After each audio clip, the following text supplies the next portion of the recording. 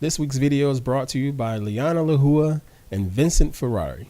Thank you so much for being a part of my Patreon squad and supporting my YouTube channel and all my creative endeavors. Thank you all so much.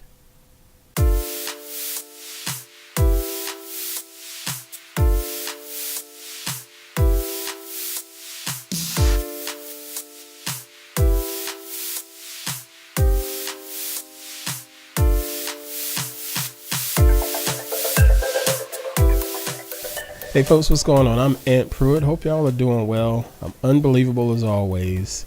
And this week we're going to do another chapter, if you will, in the beginner series for learning Adobe After Effects.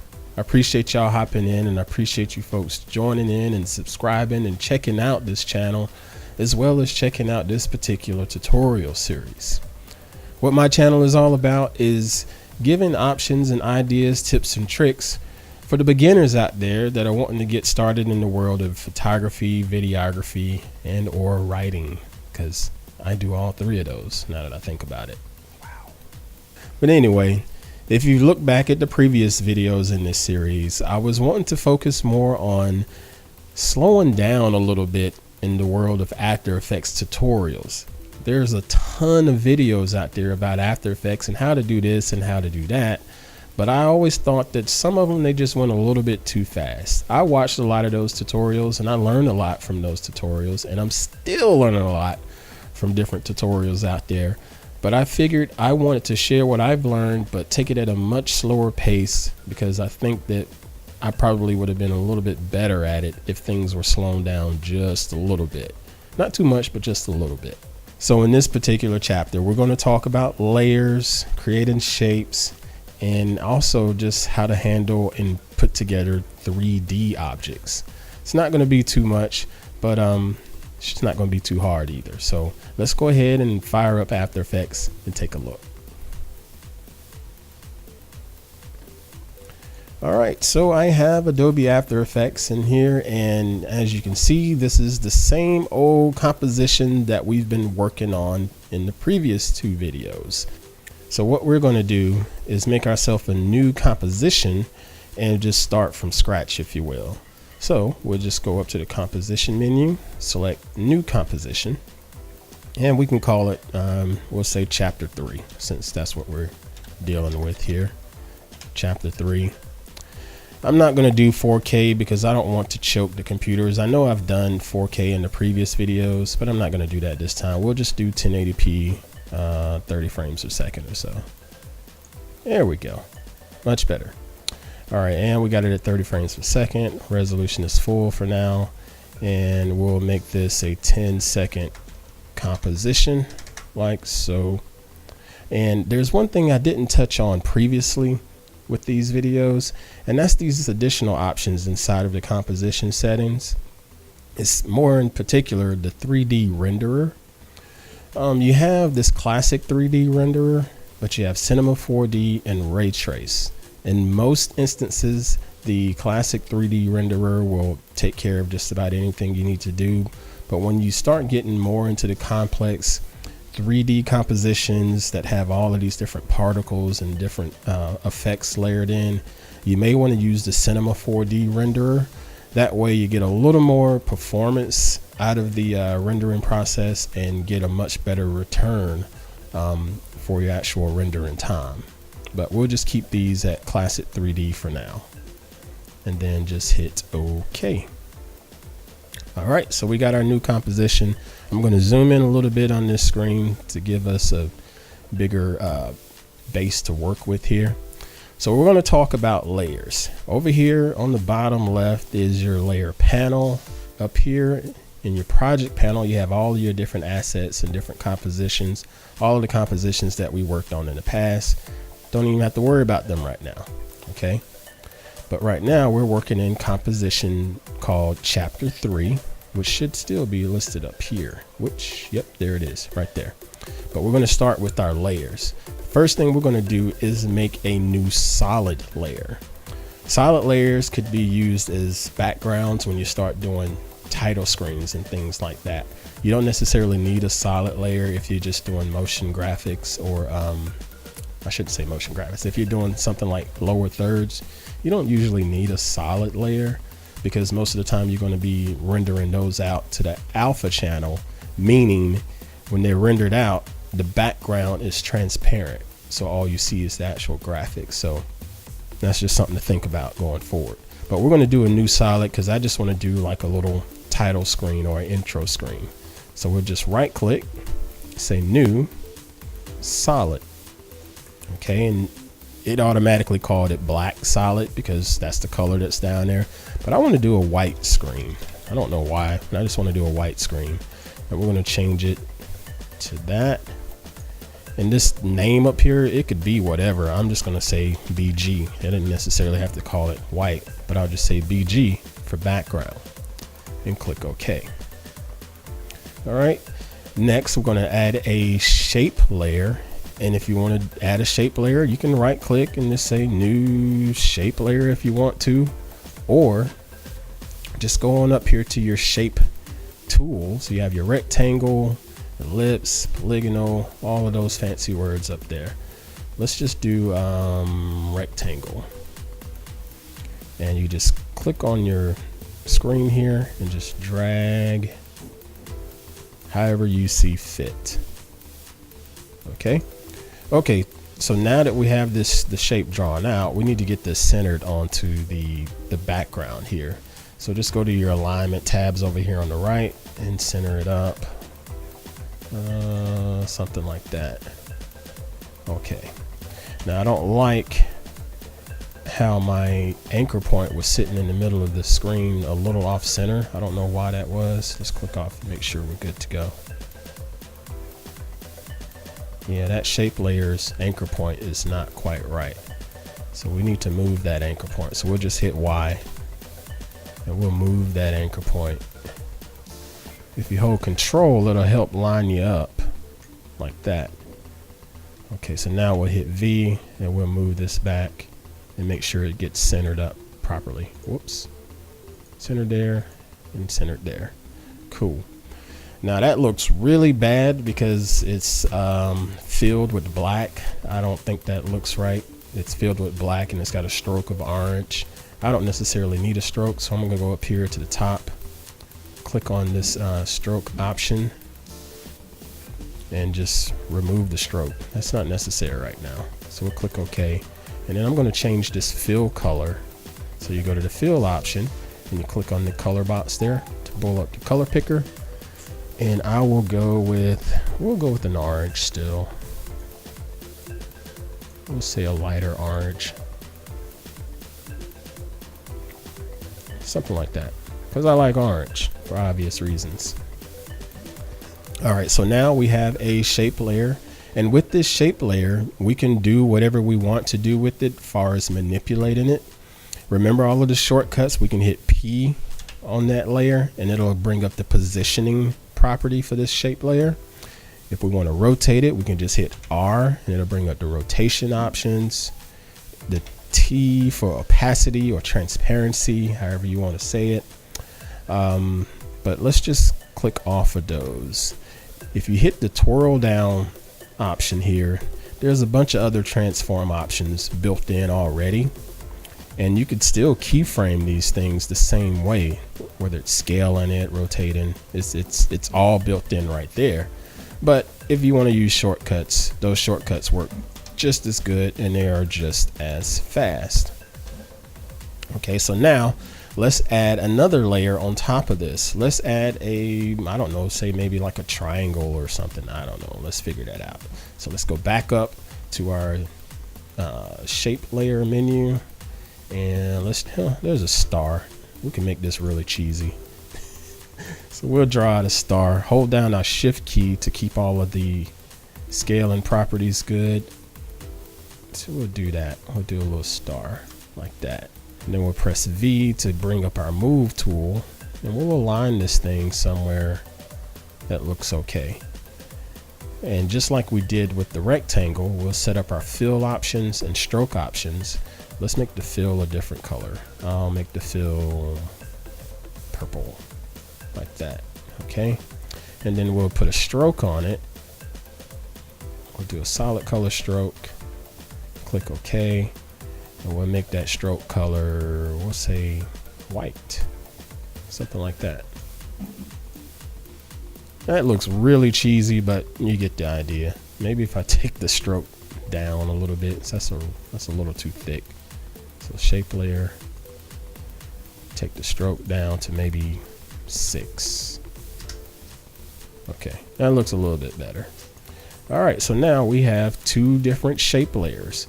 Now, a good tip to remember when you're dealing with your property, your layer panel and the timeline, is you probably want to start renaming the layers so you can figure out what you're working with, because the more compositions you do and the more layers and pieces you start adding, you can get a little bit confused with trying to figure out what layer is what. So we know shape layer 1, you just press enter on it to rename it, or just say rectangle.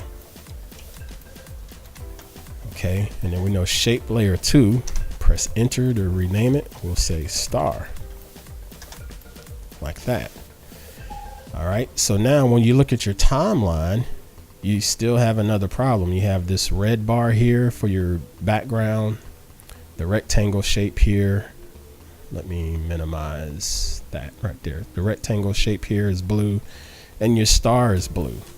That may confuse you down the road as well, and I know it does for me. So you can always just change the color of these bars in the timeline.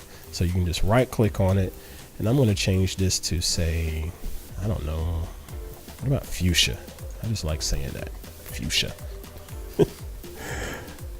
There we go. So we got 2 different layers here. Well, actually it's 3 layers, because we got the background, we have the rectangle, and we have the star. So that's 3 different layers right here. Now, if you want to manipulate the layers in your layer panel, as far as the positioning of them, if I drag this star layer down below the rectangle layer, it hides it. See, it's disappeared from there. Now, if I want to change the position of it, even though it's up under this rectangle layer, I can just change the position and just try to move it up. And you'll see that it comes up, but it's still showing as behind that rectangle layer. And those are the kind of things that you can take into consideration when you're starting to do animation. You want things to move a certain way and move in front of things or move behind things and hide things of that nature. All right. So that's the easy part when it comes to layers. You just line them up and place them where you want to place them and move the positions and however you see fit. All right. The next tip about the layers is the actual timeline. Now, granted, we did color code these, excuse me, but some instances you may not need this full bar for your star layer, if you will. So you can always trim things just like you would on a video timeline. I'm going to trim this down. So we'll just trim that down to 1 second. Okay. So if I was on my timeline, pushed it all the way back, and I hit the preview option, it plays, and then it pops up 1 second later up here on the right behind that rectangle. See, like that. And if I want to trim it back, because sometimes you just want to do that, I can just cut it down to where after 3 seconds passes, it will go away. So let's do that again. Pops in and it's gone. So that's something that you can remember if you're used to working with Premiere Pro, is you can use these different layers here and trim them and slide them just like you would inside of Premiere Pro on the After Effects timeline. Okay, so let's add another layer, but this time we're going to add a 3D shape layer. So let's say, actually, let's make some text, because we can do it with text. So we'll say new text, and that'll pop up right there at the top, and we're going to rename it. We'll just say text, like that. Enter. And then I'm going to change the color of this asset here. We don't want fuchsia, we don't want blue. What about green? Green works. Okay, so now when you have your text layer, that automatically opens up this text tool up here, or I think it's Control T. Yep, Control T. So you can get over here to your video panel and just start typing. So I'm going to type dominate. That'll work. And of course I'm going to highlight it all, and I want to get it all centered up and pretty. So we'll go to the align tool and center it up right there. And I got to turn off the caps lock. There we go. And then we'll center it up right there. Turn off the caps lock, Ant. There we go. All right, so that's good to go, folks. Whoops, when I clicked on the screen, you notice it added an additional text layer. I don't want that. That was an accident. So I'm just gonna delete. You can just hit delete button on your keyboard and that'll get rid of it. Okay, I want to make this text a little different by making it a 3D layer. That way it'll have a little more depth, and you'll be able to work with it in a three-dimensional space. But I have to be able to pull up the 3D menu. So down here in your layer panel, there's a button that says toggle switches / modes. If you click that, it will bring up all of these additional options right here. This option is for just the simple motion blur effect, and then this over here is your 3D effect. So I want to put, oh, I totally screwed that up. Let's recolor this one. Sorry. Green. There we go. So now I want my dominate layer or text layer to be in 3D. Now when I click that, you notice on the screen I have all of these additional arms for moving this text around on the screen. I can move it left to right, up and down, but I can also move it in space forward and back on the Z axis. So when I click over here on the position property, you get these 3 options here instead of just 2 if I did position for the other ones. Okay, so now let's say I wanted to bring this one closer to my vision or camera, if you will. So I just scroll it to the left and it's going to try to bring it closer. Excuse me, sorry, I've had a cold and my voice and throat is still not quite right. But if you want to take it back away from the camera, you just change that Z point like so. Okay, now the cool part is the rotation property on it. So if you hit R on your keyboard, you got these additional rotation options that you wouldn't have on your other layers. Okay, because now you can rotate this in 3D space. So let's rotate the Z right here, and you see it rotates down or rotates up like this. Okay, and when in doubt, if you want to reset it, just right click, say reset. Rotate the Y, it goes that way, which can be keyframed to work out for you however you want. Reset that, and then this is how it looks for the X, like that. All pretty cool effects, and all of these are keyframeable to be used as some sort of animation. Now the thing you have to take in consideration is that anchor point that shows up on the screen here. You notice when I rotated it on the Z axis, it just rotated right there on that D. You may not want that actual axis to be right there. So again, you can come up to your little move, what is it called, pan behind tool. That makes no sense to me. I just hit Y on the keyboard and it'll allow you to move that anchor point. Let me zoom in a little more so I can see it. Okay, so I'm going to move that anchor point somewhere close to center. If you hold control, it should let you line it up perfectly in the center like that and just let go. So now let me zoom out, and if I want to rotate on the Z axis this time, it should just look like a pinwheel like that. Okay, And then if you want to reset it and do your X rotation, that's another fun way where it looks like it's flipping. You can do that. And I'm going to reset it. Okay, so now do a couple animations with this thing. So we have our star down here on the bottom, which is not going to show up until, you know, a second into the thing, but that's okay. I'm going to leave that there for now. But let's do something with this rectangle layer right here. Let's make this position start to move down as the star is moving up. How about that?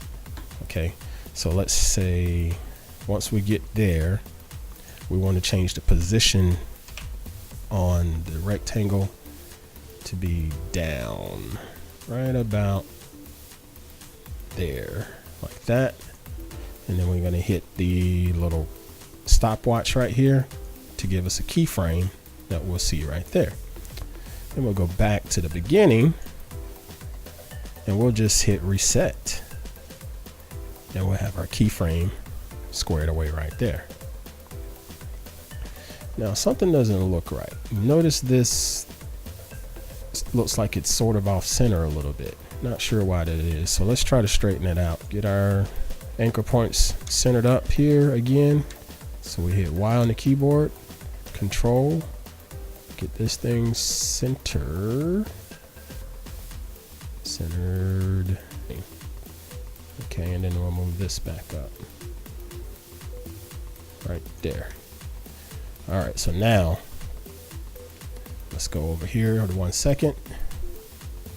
Change the positioning down to here, like so. Keyframe it like that by clicking the stopwatch. Go back in time, and we'll take the positioning back up. Or we can just hit reset and it'll take it back to where it started. Perfect. All right, so we got that one done. And let's play around with the star. So since that's just sort of popping in, that looks really, really bad. We can at least change the opacity to where it blends into the screen. So we'll hit T for opacity. And we'll make this 0% for the star. Put a keyframe on it. Move it over about 5 frames. And then we'll make that 100% opacity. Okay, so let's play it back. Yeah, still a little too cheesy for me. Let's bring that out a little more than 5 frames. Yeah, that's a little better. It's a little more subtle pop in of the star. All right, so we got these layers. They're behind each other and on top of each other and so forth. So what can we do about the actual text that we have in 3D space? So let's say, let's take it off the screen, first of all. Let's go and change the Z position. Let's push it back. Whoops, not Z. Not the Z rotation. Z position. There. Push it all the way back like that. And it sort of looks like it's scaling, but it's not. It's in 3-dimensional space. There's a big difference there. So we'll put it there to start. Let's go ahead and put a keyframe there. And then we'll say by the time it gets to 1 second, let's do it when the star pops in. Yeah, like right about there. And we will reset, and that should make it pop up there as far as the Z positioning. Okay, so that's fine to a certain extent, but I think it's a little too close to the star. So let's go ahead and go back, and we'll just lower the positioning just a touch like that. So that's 582. And we'll drag it over here to the same keyframe. and make that same value, 582, like that. So now let's play that through. Cheesy, right? Very, very, very, very cheesy. So let's play with the opacity on our text layer. So we'll do T. Make that opacity 0. And we don't want to see it until it gets here. So we'll make it 100%, like so. Play it back. Better. I'm going to stretch it out a little more.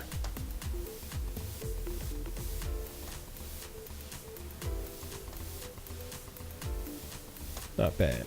Okay. Now let's take it a little more advantage of that 3D option that's built into this text layer. So once it gets there, we can add a, I don't know, a swivel or something. So let's give it a swivel. So we'll say R for rotate, and we'll put it on the Y-axis. And I'll do a keyframe right there. And then I'll move it out in time to 3 seconds, right about there. And I can just easily just put a number in right here instead of moving the degrees. We'll just put 4. So what should happen is it's going to spin around on the Y-axis 4 times. 1, 2, 3, 4. There. All right, so that is it. Very, very basic. Very, very basic. You're working with layers, you're working with shapes, and you're working with 3-dimensional objects. There's a lot more that you can do with that, but I've taken up too much of your time already, so I'm going to cut this short. If there's anything I would have added to this tutorial, is there is a bevel effect that you can add to your text. Actually, I'll just show it to you now. So if you click on your text layer here, so you go over here to your effects panel and just type in bevel, B-E-V-E-L, and there's an effect in there called bevel edges. Just drag that over on top of your text layer like that, and you get all of these little options here to change the look and feel of your text. So if you click off of it, you can see it a little bit more. Edge thickness, the angle of how the light would hit it, the light color. Let's do like a purplish,